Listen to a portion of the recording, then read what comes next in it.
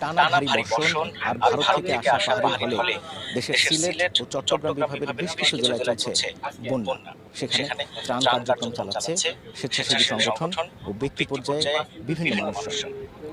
একই সাথে ত্রাণ কার্যক্রম চালাচ্ছে সামরিক বাহিনীর সদস্যরাও। আজ বাংলাদেশ বিমান বাহিনী শুরু করেছে তাদের ত্রাণ কার্যক্রম। সেখানকার বন্যা পরিস্থিতি কি এবং সেখানকার মানুষের কি অবস্থা চলছে তা জানতেই আজকে বাংলাদেশ বিমান বাহিনীর সাথে আমরা যাব ফেনী জেলায়।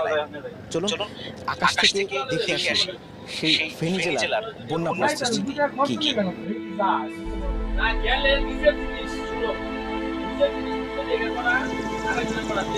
আমরা প্রত্যেকটা আইটেম এভাবে এই ব্যাগটা থেকে প্যারাশুটটা বের হয়ে যাবে, ব্যাগ থেকে যাবে, প্যারাশুট হয়ে সেই হয়ে